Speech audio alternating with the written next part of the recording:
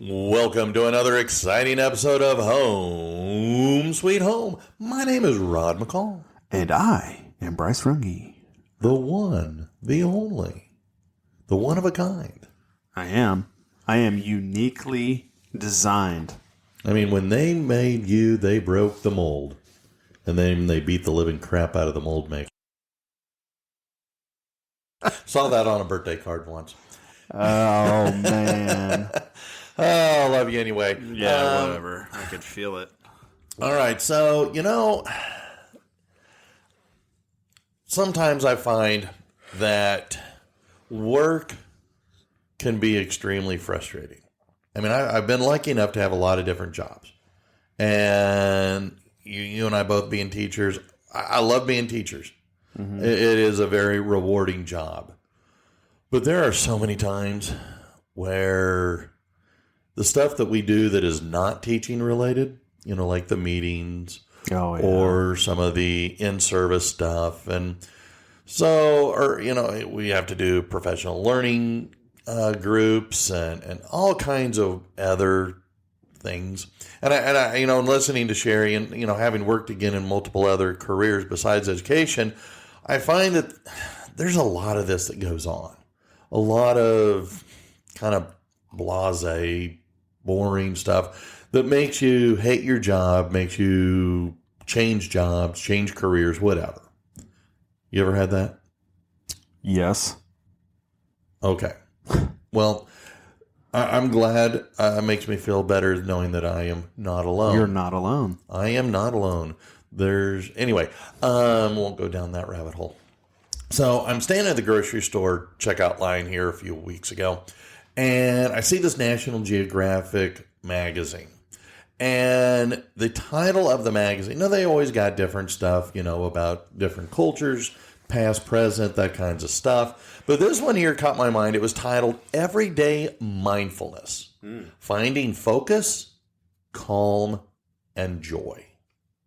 And I've been thinking, the last couple of years have been very challenging, maybe to say the least. I see it in my students. I see it in myself. I see it in others. They ran a thing on the Today Show here not too long ago about how people are extremely stressed and extremely worried about everything. There's a lot of fear and concern. And so when I saw that being able to find focus, calm, and joy in everyday life, I thought, well, maybe this might work. Okay. So I started digging into it.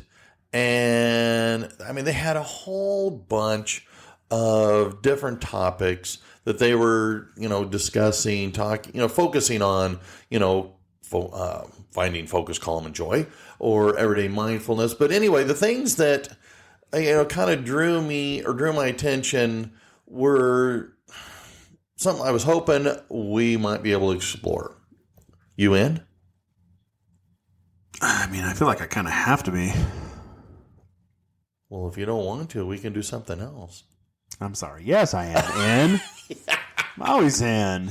I'm not gonna settle, Okay. I want to grow. Let's go. All right. Well, what caught my eye was that CEOs, NFL teams, Wall Street bankers, even professional art, performing artists, actors, actresses, musicians. All these people, a lot of them practice a wide variety of mindfulness techniques. And it's part of their fundamental training, their organization. So I thought, well, can we maybe find ways to make it better for us at work or at school? Because if you're a kid, you're going to school, well, that is your job. Mm-hmm. Of course, depending on how old you are, maybe you got a part-time job too. But I thought that we could kind of take a look at this. So, what is mindfulness, you ask? Yes, what is mindfulness? I am so glad you asked. Oh. Anyway, according to the article, it was saying that it is a way to shift your thinking, to shift how you're thinking and how you relate to whatever that event is or whatever your struggle is. So again, a shift in thought process. Again, I think we've talked about different things in the past before about Right. our attitude can have a huge influence. If you go in with a negative attitude, well, it's going to be a negative experience. Yep. But if you can find a way to make it a little more positive, well, I got to say, I do this with in-service. Oh, God. I've got to suffer through this crap again. And instead of going, what I want, you know what? I'm going to go in with an attitude of, maybe I could learn something. Right. So again, I thought maybe the whole concept was kind of interesting, and so part of this mindfulness is to help you develop your attention, to help you regulate your emotions, because that's something I need help with, and to deal with challenging situations, and to be a stronger, better member of a team or even a leader of a team. To help you find ways to develop new ideas or freshen up old ideas. So this is mindfulness. I love it. I believe in it.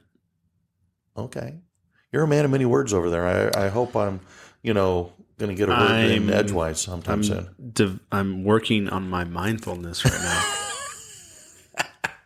Now, this is important to me. Mindfulness is important to me. I've learned that, and I know we've mentioned this before, but whatever you pay attention to tends to grow.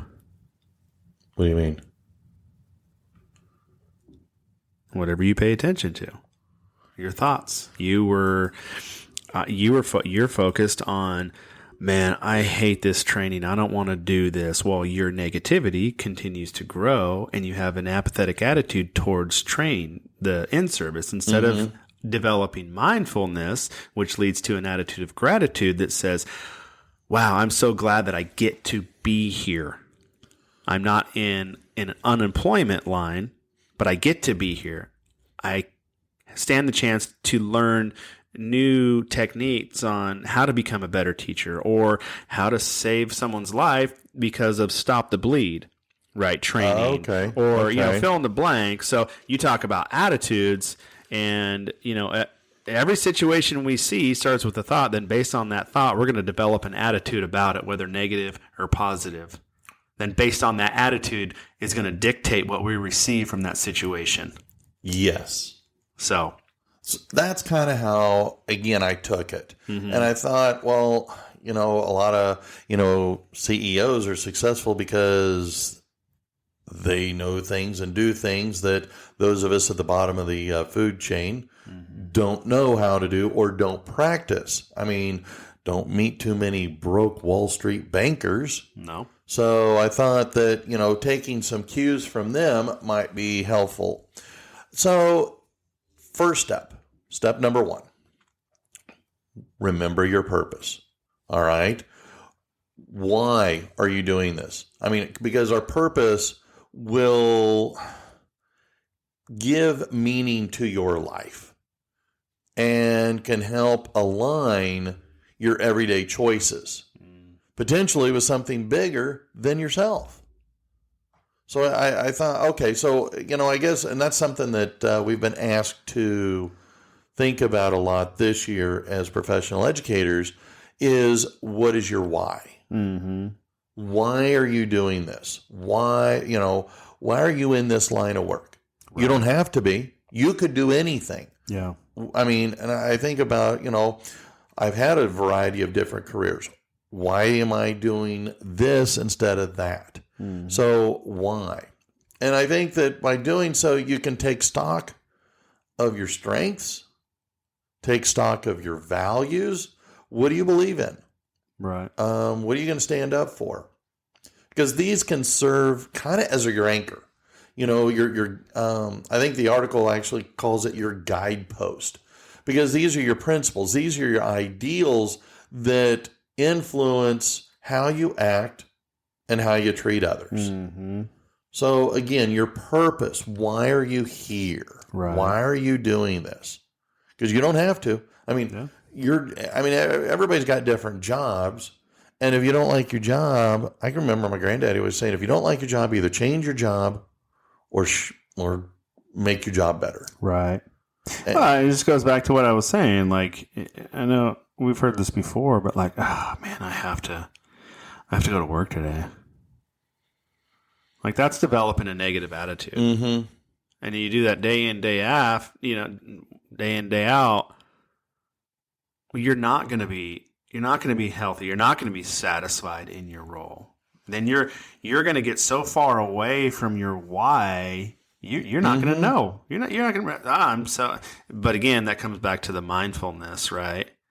Be anchored to the right thing. Be anchored to your why consistently, so it can continue to drive you. If you're anchored to negativity, you're never going to go anywhere. No, I think we've talked about this before. Your attitude influences your behavior, and I think this is what it's saying. But instead of letting negativity influence that behavior, focus on, let's change that around. Because if you can be more positive, well, maybe you can be a little happier. Mm-hmm. And I don't know about you, but I'd rather laugh than cry. Oh my gosh! So the next part of this purpose, they also discussed. Ask yourself questions. All right. What is most essential to me about doing this job? What makes me feel most alive? When am I at my best when I'm doing this job? And so it has been tough being a school teacher these last few years. Yeah. And I see it getting harder, more complicated. And some of these things I can do, I cannot control. I cannot control what the state legislature does.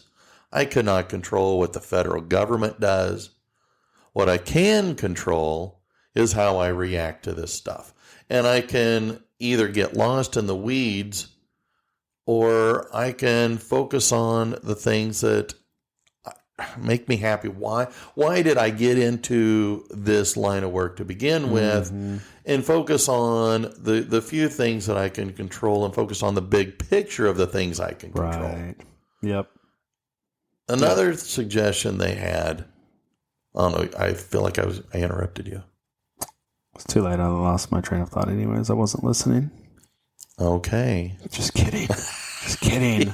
I'm being an active listener over here. Okay. What? So the part of another portion that they talked about of remembering or reminding yourself of your purpose is to create a slogan. A word, a phrase, a sentence that kind of encompasses your purpose with a positive or affirming tone. Okay. Can you think of one? Do you have a slogan that you use with your kids? We have, we have declaration. We call it a declaration. Meaning what?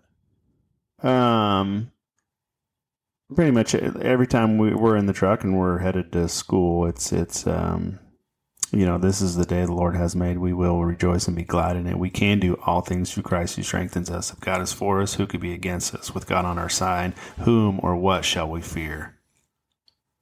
That's kind of our thing. Okay, almost sounds like a prayer. I'm not saying it's bad. I'm just as I listen to you, I'm thinking that sounds like something my mother would say as a prayer. Yeah, it's something we declare. Okay, in the morning, and helps kind of. There's a lot of other things that we do, but no, we don't necessarily have a slogan. I have a one word. We all try and do a one word every year. Okay, what's your word this year? I forgot.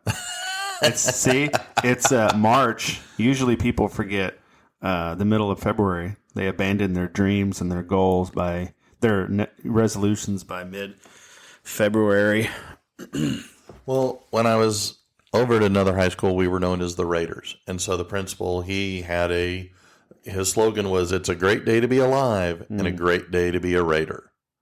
I know the principal at the school we're at now, his slogan, it's on his email. It says "for kids." I don't have a slogan. Yeah. It makes me wonder what if I did, what it would even be. Yeah. I mean, I have my book. Well, it's for Wednesdays. Wake up, wake up, wake up. It's Wednesday, and today's a great day. Okay. Yeah, that's my Wednesday thing, but. Okay. No, fair enough. Yeah. So I'd have to work on that for me myself to come up with a slogan. I guess maybe a kick in the pants wouldn't be a good one. Rod, you have so many Rodisms. Just reach into the bag and pull anything out. It'll be amazing. Okay. Well, that is That's true. your homework. Before we go back to school, you need to come up with a slogan, and I want to see that in the bottom of your freaking email. All right. All right. I may have to wait till next school year. But yeah. Create a slogan. My granddaddy says. What? Well, he says all kinds of things, but Oh, yeah, So that could Oh, be. yeah. Anyway, well, so to go with that, to tie in with what you just said about having one, that's the next step, is to share it. Yeah. Because a slogan, actually, but when you say things out loud, it becomes real. Yep. Kind of guys in with, if you don't write it down, it never happened.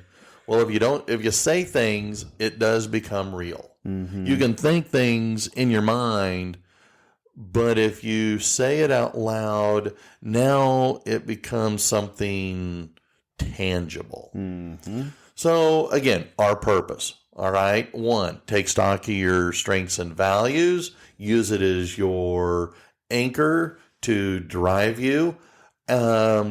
Think about and focus on what is most essential to you in your job. Mm-hmm. What makes you feel most alive when you're doing your job? What are you best at your job? Have the slogan and then share your slogan. So that's step 1. Yeah. All right. So the next step focuses. Do you have to go to meetings? Like today? Right now? No. At school, do you have to go to meetings? Yeah. Every once in a while. Do you? All the time. Why do you have such a negative attitude about it? Well, so because I think a lot of times meetings are not Careful. well done. And that is something that I have to give our school kudos for trying to make better. But to help with this mindfulness is, when you think about meetings, is make them more useful and less of a waste of time. Because I have sat in plenty of meetings going, you could have done this in an email and saved me 40 minutes.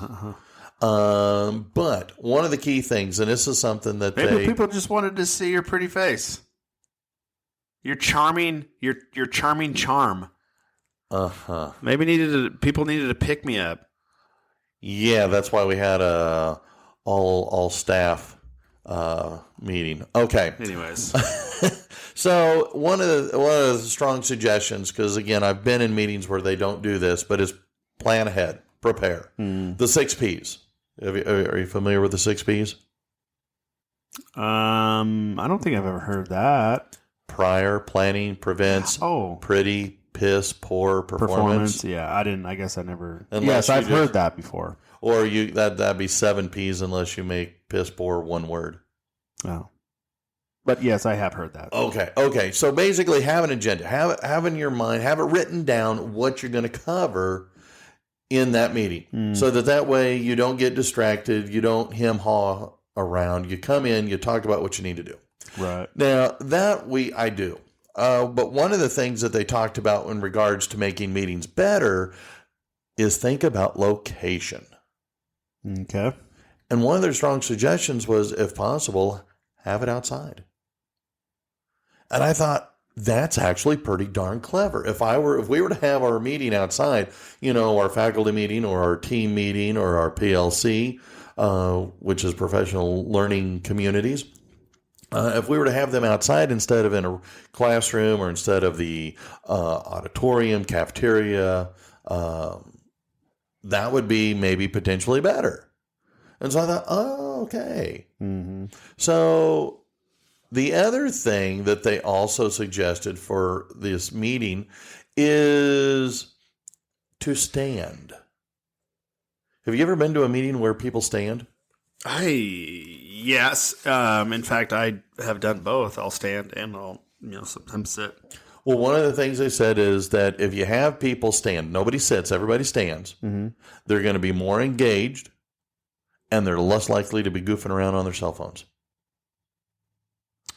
So I'm thinking I would be willing to try that at maybe a PLC. Well, our PLC is there's only me, so that wouldn't work so well. But that may be our next department meeting. That's a good idea. I like that. I'm going to take this to my principal. I'm like, hey, let's throw people for a loop. Yeah, let's hold it outside and everybody has to stand. Yeah, that way people can't it'll be awkward to actually have a conversation when you're supposed to be listening. Or being on your phone.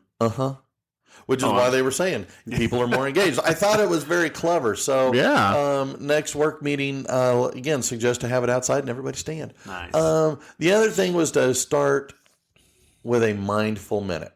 Now, I don't know. I thought this was kind of interesting, but basically have a quiet 60 seconds of everybody's here. Okay, we're going to take 60 seconds and we're just going to be absolutely silent.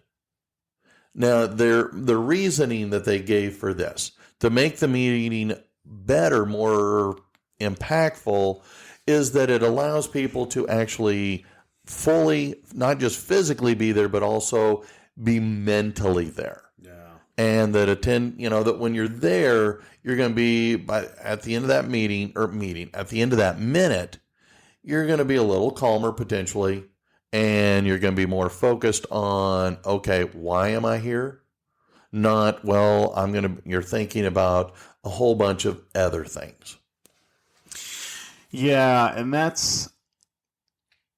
I've seen that as a great challenge. Not great as a big challenge. Because you have so many people, especially if you have a meeting after school.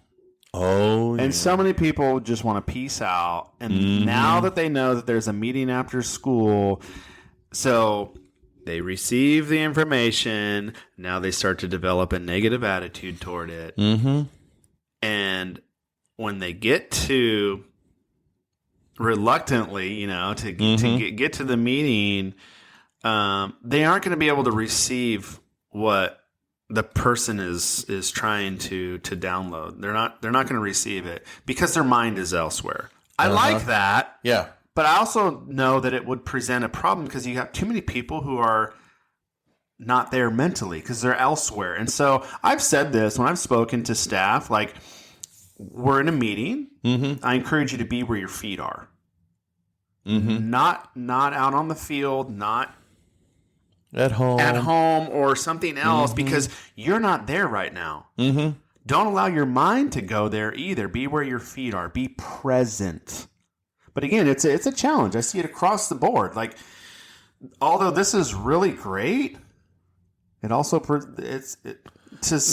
many, I think this is so stupid. Why am I doing this? Blah, sure. blah. Again, this is why you should be doing it. So that ties exactly in with the next thing. Avoid the multitasking trap. Why are we not there?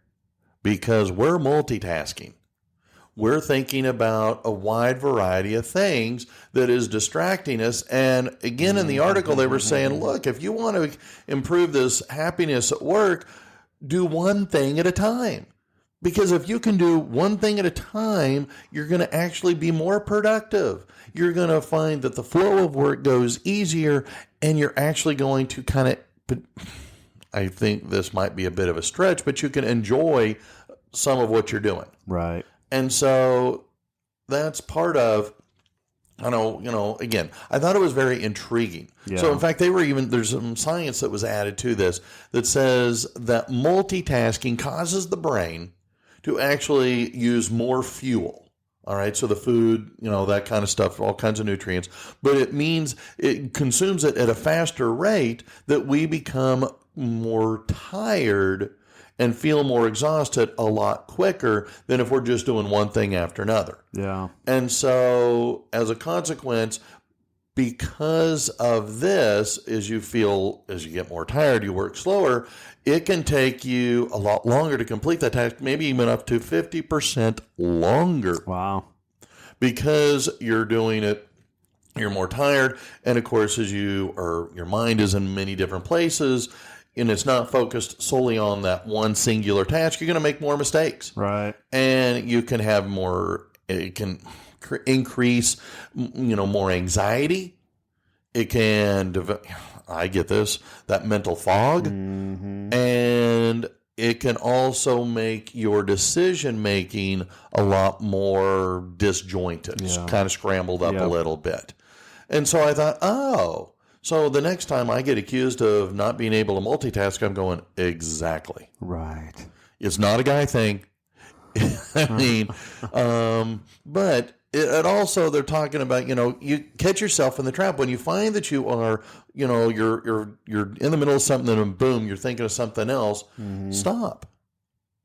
Be aware. Yeah. I mean, because I'm guilty of this. Super, super guilty. I mean, I think to be your good teachers are good multitaskers. I'm doing this, but I'm doing this, but I'm doing this. Mm-hmm. But I find that when I'm doing one thing at a time, as I was, coming up with today's topic, I realized, when I am singularly focused, I do a better job. Yeah. Because again, I'm planning. Yeah. And so by putting a tap in the brakes on doing multiple things at one time, because I find that as I do multiple things, I make more mistakes and I forget where I'm at, and I'm going, I'm over here, now I'm over here, now I'm over here. Yeah. And I feel like I'm, jumping around, and I get less done, and that which I do get done is not of the highest quality. Right. So one of the things that they suggested, and this is something that I unknowingly was doing, but I take breaks. They're saying, 60 to 90 minutes. 60 to 90 minutes and, focused entirely on a singular task, and then take a break. And their suggestion was not to play a game on your phone, not to go check Facebook, but to get up and take a walk. Go outside if possible. Yeah. Or just get up and move. Yeah. And I thought, wow, okay. Because when I am doing my college classwork, I'll read for an hour and a half, and then that's it. I got to put it down for a while. Yeah. I can maybe catch up, later the day, but I in same way with school stuff, I focus on, I am more efficient when I do one thing at a time. Yeah.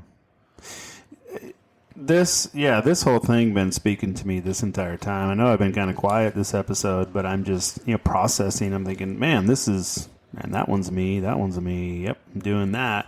On my work computer, I've got like 30 tabs open. Uh-huh. I have for the last few weeks, feel like I've been burning the candle at both ends. So how productive am I really being when I don't? My focus is spread thin. Mm-hmm. My attention is in so many different places, and I wonder why there's increase in stress and why I have an increase in mental clutter, right? Because there's and I feel like my problem is, and we talked about this the last episode about the inner critic. Well, you need to get this done. There's blah blah blah, and there's several different things. I don't take the time to slow down like the point you just made, to take a break. I feel like I don't have time to take a break. I need to get these things done. So I'll take a break when I lay my head down at night to go to sleep, and then I'm going to wake up in the morning. I'm going to get after it again. Do you?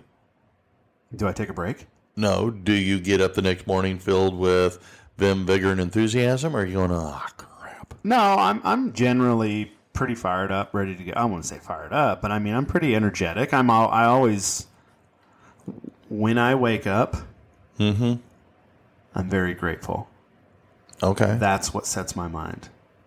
Okay. Because I'm grateful that I got up. Huh. That I'm alive. Because none of us are guaranteed tomorrow. Yeah, that's true. I don't think about that. I just assume I'm going to get up tomorrow. You know what happens? No, never mind. I'm assuming you're getting up tomorrow as well. And for the next 50 years. Oh, God. I don't want to be 100. That puts you at 100. Man, I'm going to 105. Well, anyways, we got to get off. See, we got distracted again. It's because we're so busy.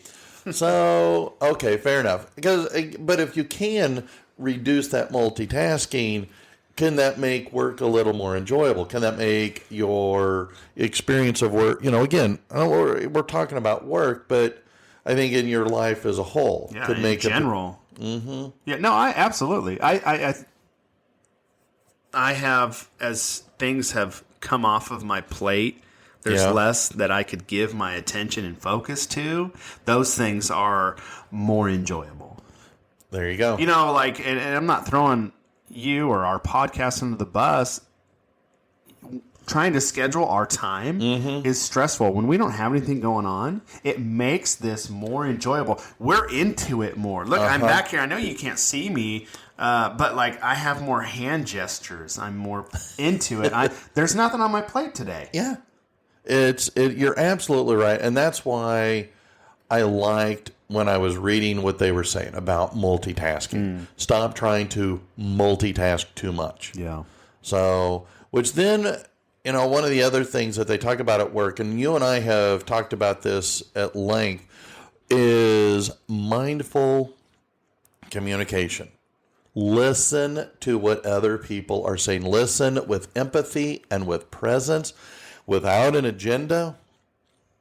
And when you can do that, that it benefits all the people in that conversation. Yeah. And I've heard you say, listen with how do you say that? Intent to understand. Rather than with intent to respond.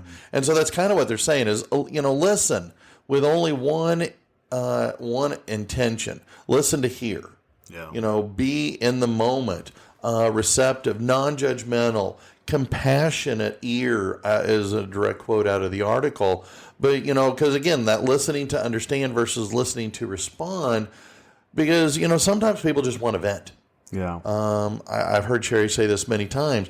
I don't want you to fix my problem. I just want you to listen while I vent my spleen. Yeah. Yeah, no, I agree with that, and that's what I try and teach the kids, specifically with what we do in Hope Squad. Yeah, the people who are struggling, often just listening to them can change the trajectory of their life. Basically, if they just want you to be heard, so if you can be an active listener with the intent to understand where they're coming from, that's greatly helping that person who's struggling, who's going through some mental health issue, right? Mm-hmm. Or same thing you had said. Oftentimes, I think for us males, we always want to step in and try and fix it. Yeah. No, I actually just wanted you to listen, but you have to be mindful enough and aware enough what your spouse or whoever, in whatever relation that is, to know. I'm just listening to understand. To hear you. Well, think about work. How many times does a coworker come in and they're just fit to be tied? Yeah. For whatever reason it might be. And so they don't want you to fix per se. Just listen. Yeah. And by doing so, I think you can develop a friendship bond a little bit better. Yeah. And you can help that other person by, I am so sorry. God, that really sucks. Right. So again, listening. One of the other things, and this is something that I have been doing for a while, is in your communication, not your face-to-face communication, but in your, like emails. We send a lot of emails out. Sherry does a lot of texting with her work. But before you think and reread before you hit send, think, and this again, part of that communication thing, but think about how it's going to be received by that other person. How are they going to think about what you're saying? And, so think about what you wrote. And it's, I have gotten to a point where I read all my emails before I hit send. And I have to edit them, sometimes delete them entirely and start all over. Sometimes but again, before you hit send, because when you're being able to speak face to face or something like that, there's a lot of body language that is going on that helps in both the delivery and the interpretation of what's being said. But when you're doing it on text, when you're doing it on an email, you're not getting that. Right. And so being able to interpret how this might be received, well, consider that before you hit send. Yeah. Well, that's just being a mindful person. Mm-hmm. But again, that's kind of the whole point. Yeah. Yeah, I do that. But sometimes I get to the point where I'm like, okay, done is better than perfect. Because where it's coming. It's coming from a good place. I think sometimes we could reread and reread. Like, dude, send the email already. Yeah. Okay. Yes. Again, that's tapping into that mindfulness. Like, okay, how is, having empathy and how is this going to be received? Mm-hmm. Which helps you create a better message because you have the block, that's between you and the person, which is you're not there in person, and you can't hear. Oh, exactly, and that's the point for the last piece of rather see. advice. You can't see them. I guess maybe you could hear, because I guess if you all caps, that's shouting. That's very true. Well, that's why this last piece fits right in with what you said. Oh, okay. Is that sometimes maybe you need to take a pause before you hit send or before you even begin to type. Depending on who it came from and the intention. You don't have to respond instantaneously. Right. Take a pause. I have gotten emails from parents, from administrators, and I'm not going to respond, because if I respond right now, you're not going to like what I have to say. So, and I don't want to, well, you mentioned the unemployment line. I don't want to wind up on the unemployment line either, because sometimes Mr. Sarcasm comes to play, but take a breath. Yeah. If it is something that has you riled up, take a break, take a pause, breathe, and, maybe even take a day to respond. And depending on who it is, if it's a work coworker, colleague, something like that, and they sent you an email that you're really wanting to throttle them, if possible, go see them at work. If you're working in the office building, go see them. If possible, if that doesn't work, then call them and talk over the phone, because now it's not as good as face to face, but it's better than than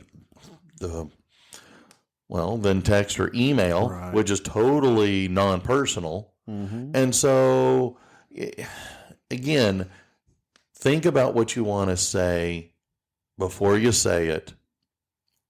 And it's okay to breathe and calm yourself. Mm-hmm. Because, again, but once you hit send, it's over. Yeah. Or it's on. Yes. And anything you say or type can and will be used against you. Will be against you.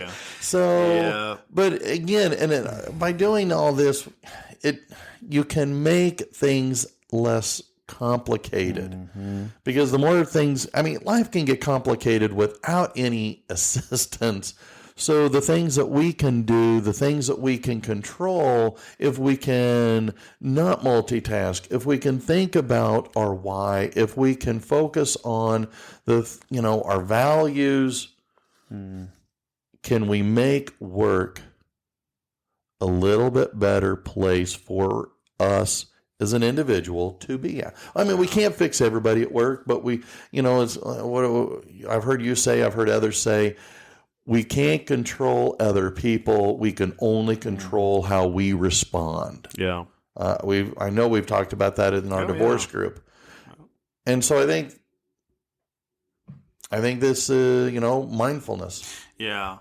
That last part, it's easy to get sucked in, because last episode we talked about the inner critic, right? Or the inner voice. Yeah, go ahead and fire back on an email or a text message. Oh, I'm going to give you a piece of my mind. And especially if whoever it is said something to upset you, now you're fired up. And if you respond immediately, well, you just now have gone down that rabbit hole. You've escalated. And it is on like Donkey Kong. It's on, and then you've made this whole situation worse, and it didn't have to be. And then, 4 or 5 days later, or something, whatever. You and I know this. People have lost relationships because of this, right? And so, you get written up by HR. Yeah, what I have learned is exactly what you said. Like if you don't like the email or what was said,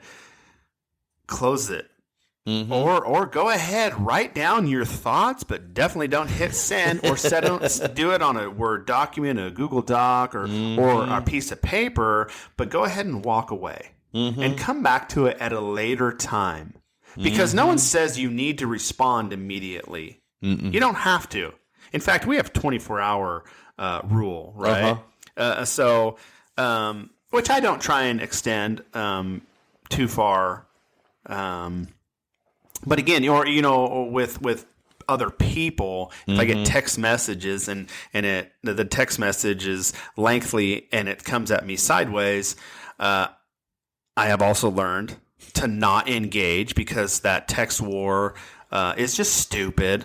But I've learned not to engage, and if I need to, I'll come back a day, maybe 2 days later, which may upset the other person, but I don't care, because I'm not going to fall into it. It's not worth it. No. But because it's not worth to engage, and then it's also not worth it me to fire back and just make the rest of my day miserable. I can control what my fingers type on that email or the text or in whatever. I have control over that. Exactly. So let's make work a better place. Let's do it. Because if, a happy workplace makes a happier you, makes a happier, and if you're happy, well, then it makes it a lot easier to be at home, be around family and friends. And so I share this often and about being the thermostat. You're talking about, let's make work, awesome, right? Be the thermostat, not the thermometer. So the thermostat, you have the ability to actually regulate the environment. You get to come in and you get to set the temperature. You get to set the cool setting. You could turn it up or you could turn it down. Right? You could come in and create an environment where people thrive. You could be the one who comes into the school building and everyone's day instantly gets better. You could be the one to create a culture of excellence with your attitude, with your behavior, with your choices. Okay. You could be the one, like I said, be the thermostat, regulate the environment.